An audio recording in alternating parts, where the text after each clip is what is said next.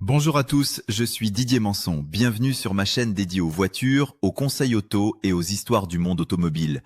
Merci de me rejoindre. C'est parti. Aujourd'hui, nous allons parler des batteries de voitures hybrides, un sujet que beaucoup de conducteurs croient connaître, mais qui reste entouré de mythes, de peurs et de demi-vérités. Si vous pensez qu'une hybride, c'est simplement une voiture essence avec une petite batterie cachée sous la banquette, restez bien jusqu'au bout, parce que comprendre cette batterie peut vous éviter une grosse erreur d'achat, une panne mal diagnostiquée ou une facture inutile. Dans cette vidéo, je vais vous expliquer comment elle fonctionne, pourquoi elle n'est pas comparable à une batterie 12 volts classique, comment elle vieillit, quels signes doivent vous alerter, quelles habitudes prolongent sa durée de vie et comment regarder une hybride d'occasion avec un œil beaucoup plus sûr. La batterie d'une voiture hybride n'est pas seulement un accessoire électrique, c'est le cœur du système, le réservoir d'énergie rapide qui permet au moteur thermique de se reposer, au moteur électrique d'aider la voiture à démarrer, de récupérer l'énergie au freinage et de réduire la consommation dans les moments où un moteur essence travaille normalement de manière peu efficace. Quand je prends le volant d'une hybride, ce que j'observe d'abord, ce n'est pas la taille de l'écran ou le silence des premiers mètres, c'est la fluidité du passage entre l'électricité et l'essence. Une bonne hybride doit donner l'impression que tout se fait naturellement. Vous ralentissez, la voiture récupère de l'énergie. Vous redémarrez doucement, le moteur électrique aide ou prend le relais. Vous accélérez plus fort, le thermique revient. Et tout cela se passe des centaines de fois pendant un trajet sans que vous ayez besoin d'y penser. C'est là qu'il faut comprendre une chose essentielle. La batterie hybride ne travaille pas comme la grosse batterie d'une voiture électrique pure. Dans une électrique, la batterie est le réservoir principal, celui que l'on charge pour parcourir de longues distances. Dans une hybride classique, la batterie est beaucoup plus petite, mais elle est sollicitée très souvent. Elle charge, elle décharge, elle recharge encore, parfois en quelques secondes. Elle agit comme un muscle qui donne un coup de main au bon moment. C'est pour cela que sa capacité affichée ne raconte pas toute l'histoire. Une petite batterie bien gérée peut être très efficace si elle accepte rapidement l'énergie du freinage et si elle fournit assez de puissance pour aider le moteur thermique au démarrage et dans les reprises. Les ingénieurs ne la laissent généralement pas se vider complètement ni se remplir totalement. Le système garde une marge de sécurité, souvent invisible pour le conducteur, afin de limiter l'usure. Quand vous voyez une jauge de batterie sur le tableau de bord, vous ne voyez donc pas forcément toute la capacité réelle, mais la partie que la voiture accepte d'utiliser au quotidien. C'est une stratégie de protection. Une batterie aime travailler dans une zone confortable. Elle aime beaucoup moins les extrêmes, la chaleur excessive, la décharge profonde et les charges trop brutales. Dans les hybrides rechargeables, la situation est différente. La batterie est plus grande et peut faire rouler la voiture en mode électrique sur une distance bien plus importante. Elle se recharge sur une prise, à la maison ou sur une borne, et elle peut transformer les trajets quotidiens si vous avez la discipline de la brancher régulièrement. Mais si vous achetez une hybride rechargeable et que vous ne la rechargez presque jamais, vous transportez une batterie plus lourde sans profiter de son avantage principal. La voiture peut alors consommer plus que prévu, surtout sur route ou autoroute, parce qu'elle doit déplacer un poids supplémentaire. Pour moi, la règle est simple. Une hybride classique convient très bien à ceux qui veulent une technologie autonome, efficace surtout en ville et dans les trajets avec beaucoup de ralentissement. Une hybride rechargeable est intéressante si vous pouvez charger souvent et si vos trajets quotidiens correspondent à son autonomie électrique. Dans les deux cas,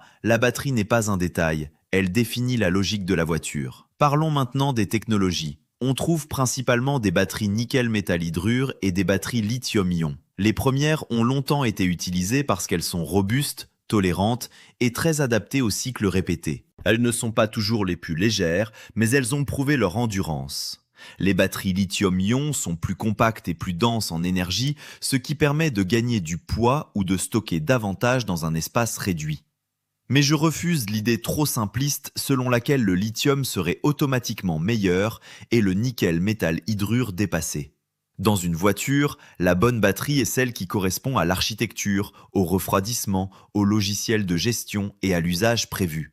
Une technologie moderne mal refroidie peut vieillir vite. Une technologie plus ancienne, bien pilotée, peut durer très longtemps. Le secret n'est pas seulement dans la chimie, il est dans tout le système autour. Capteurs, calculateurs, ventilation, stratégie de charge et qualité de fabrication. La chaleur est l'un des ennemis le plus important.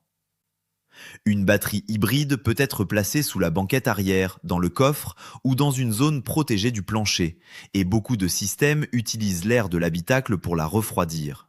C'est pour cela qu'il existe souvent une grille d'aération près des sièges arrière ou sur le côté du coffre. Cette grille paraît banale, mais elle est capitale. Si elle est bouchée par de la poussière, des poils d'animaux, un sac, une housse de siège ou des vêtements, le ventilateur travaille moins bien, la température monte et la batterie vieillit plus vite. Je conseille toujours de repérer cette entrée d'air, de la garder propre et de ne jamais la couvrir. Ce petit geste peut aider à préserver une pièce qui coûte cher. Le froid a aussi un effet, mais différent. Par basse température, la chimie de la batterie devient moins réactive, la capacité disponible peut baisser temporairement et la voiture peut utiliser davantage le moteur thermique pour protéger le système et chauffer l'habitacle. Il ne faut donc pas paniquer si une hybride roule moins souvent en électrique en hiver ou si sa consommation augmente quand il fait très froid. Ce qui doit alerter, ce sont les comportements incohérents. Une jauge de batterie qui monte et descend très vite sans raison, un moteur thermique qui tourne presque tout le temps dans des conditions normales, une perte nette d'assistance électrique, des voyants hybrides, une consommation qui grimpe brutalement ou une voiture qui semble hésiter entre ses modes de fonctionnement. Une batterie hybride ne meurt pas toujours d'un seul coup. Souvent, ce sont certaines cellules ou certains modules qui deviennent plus faibles que les autres. L'ensemble de la batterie est alors limité par l'élément le plus fragile, un peu comme une équipe de cyclistes attachés ensemble. Si l'un d'eux fatigue, tout le groupe ralentit.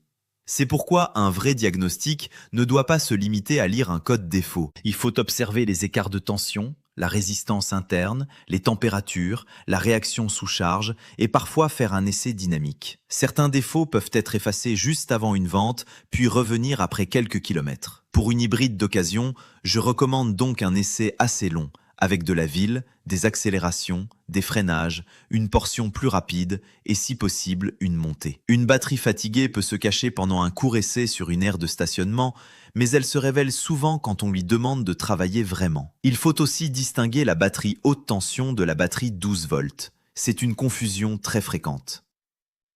La batterie 12 volts alimente les calculateurs, l'ouverture, les accessoires et le réveil du système. La batterie haute tension alimente la traction électrique et récupère l'énergie. Une hybride peut avoir une batterie haute tension en très bon état et une petite batterie 12 volts faible, ce qui provoque des messages étranges, des démarrages impossibles ou des alertes électroniques inquiétantes. Beaucoup de conducteurs imaginent alors que la batterie hybride est morte, alors qu'il suffit parfois de remplacer la 12 volts. L'inverse est vrai aussi.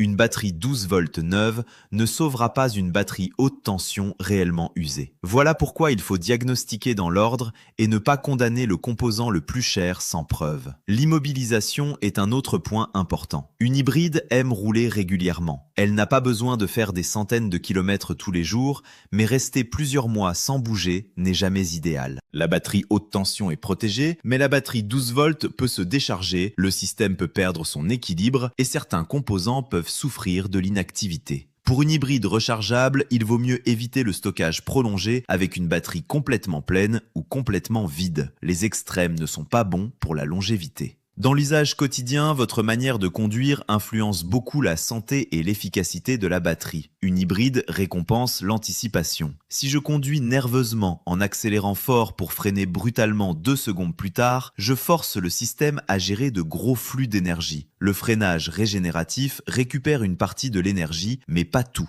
Le meilleur moyen d'économiser n'est donc pas de freiner pour recharger, c'est d'éviter de gaspiller l'énergie dès le départ. J'accélère progressivement, je regarde loin, je lève le pied tôt, je laisse la voiture glisser quand c'est possible et je maintiens une vitesse stable. La pédale de frein est intéressante parce que sur une hybride, le début du freinage est souvent électrique. Le moteur devient générateur et renvoie de l'énergie vers la batterie. Si l'on freine plus fort, les freins mécaniques prennent davantage le relais. Une conduite douce permet donc de récupérer plus efficacement. Mais attention, les freins classiques restent indispensables. Comme ils sont parfois moins sollicités, ils peuvent rouiller ou s'encrasser si la voiture roule peu ou dans un climat humide. Une hybride bien entretenue doit donc avoir une batterie surveillée, mais aussi des freins, des pneus et un moteur thermique en bon état. Tout est lié. Des pneus sous-gonflés, trop larges ou à forte résistance au roulement demandent plus d'énergie. Une huile moteur inadaptée augmente les pertes. Des freins qui frottent font grimper la consommation. Une climatisation utilisée à fond modifie la gestion électrique. La batterie ne travaille jamais seule. Elle fait partie d'un ensemble, et c'est cet ensemble qui détermine le résultat final. La durée de vie est la grande question. Combien de temps dure une batterie hybride? La réponse honnête est « cela dépend ». Cela dépend du modèle, de la technologie, du climat, de l'entretien, du kilométrage, de l'usage, du refroidissement et de l'historique. Certaines batteries dépassent largement 10 ans et de très gros kilométrages. D'autres peuvent poser problème plus tôt, surtout si elles ont subi beaucoup de chaleur, de longues immobilisations, une ventilation bouchée, un accident, une infiltration d'eau ou des réparations approximatives. Il ne faut ni paniquer, ni être naïf.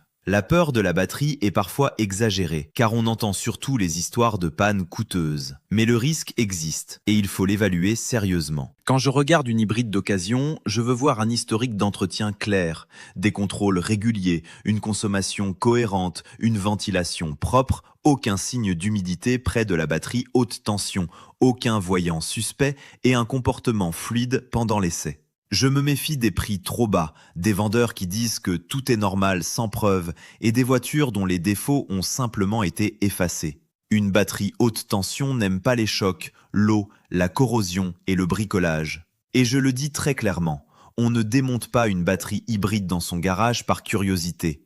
Même si le système est sûr lorsqu'il est intact, il contient des tensions dangereuses. Les techniciens formés utilisent des procédures d'isolement, des outils adaptés et des protections spécifiques. Remplacer un module au hasard parce qu'on a vu une vidéo en ligne peut créer un déséquilibre, une panne répétée ou un danger réel. Une batterie est un ensemble. La cohérence entre les cellules compte autant que l'état d'un seul module. En cas de problème, plusieurs solutions existent. Remplacement complet, batterie reconditionnée, réparation ciblée ou intervention sur le refroidissement ou l'électronique. La bonne décision dépend de la valeur de la voiture, de son état général, de la garantie proposée et de la qualité du diagnostic. Le moins cher n'est pas toujours le plus économique si la panne revient 6 mois plus tard. La garantie est aussi un sujet à ne pas négliger. Beaucoup de constructeurs proposent des garanties spécifiques sur le système hybride, parfois plus longues que la garantie générale, mais il faut lire les conditions. Est-ce que la perte de capacité est couverte ou seulement la panne complète? Est-ce qu'un contrôle hybride régulier est exigé? Est-ce que la garantie suit la voiture lors de la revente? Ces questions changent la valeur réelle d'un véhicule. Une hybride avec un dossier clair inspire beaucoup plus confiance qu'une voiture un peu moins chère mais sans preuve. Il faut aussi comprendre la différence entre capacité et puissance. Une batterie peut avoir une capacité modeste mais fournir beaucoup de puissance pendant quelques secondes. Avec l'âge, elle peut perdre de la capacité mais surtout voir sa résistance interne augmenter.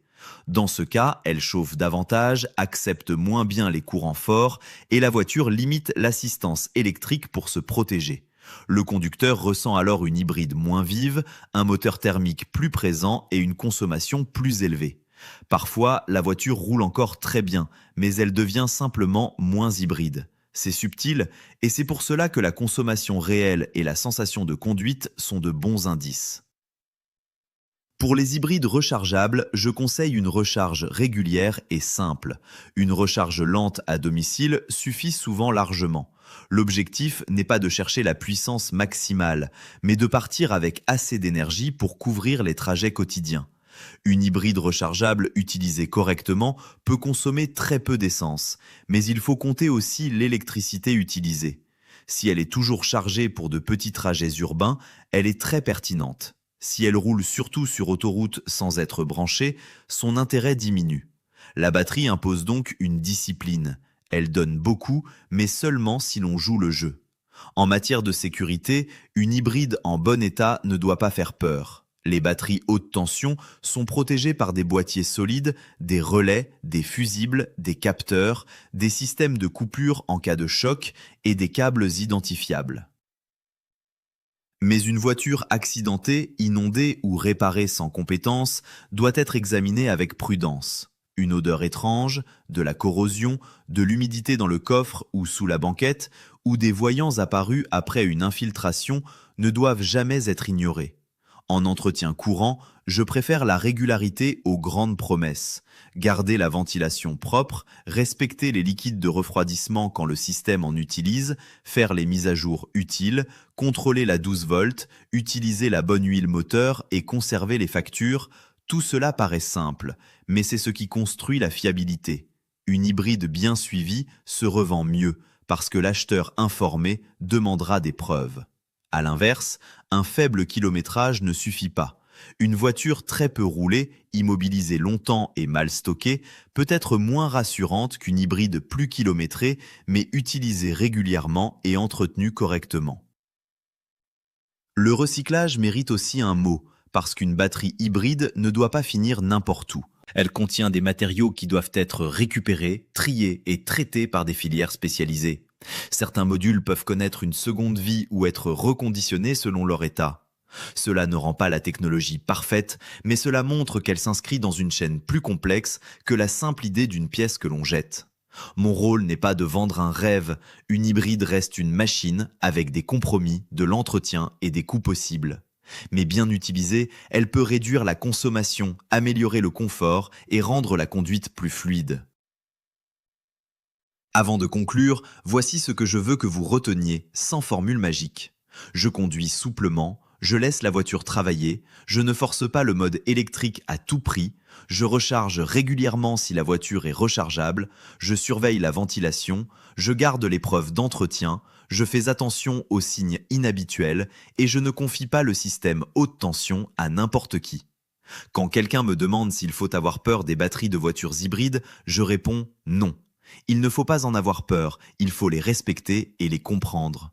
La peur conduit à de mauvaises décisions, comme refuser une excellente voiture simplement parce qu'elle a une batterie, ou acheter une voiture douteuse parce que le vendeur répète que tout se recharge tout seul. La compréhension permet de poser les bonnes questions.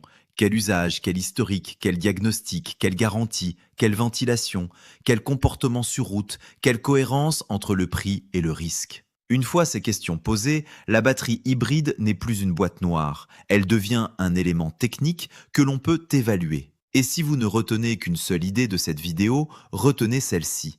La longévité d'une batterie hybride dépend autant de l'intelligence du système que de l'intelligence du conducteur. Les ingénieurs ont créé des protections, des marges de sécurité et des logiciels de gestion. À nous de faire notre part en utilisant la voiture correctement, en l'entretenant sérieusement et en ne négligeant pas les petits signes. Une hybride réussie, ce n'est pas seulement une voiture avec deux moteurs. C'est un équilibre entre essence et électricité, entre performance et sobriété, entre technologie et simplicité d'usage.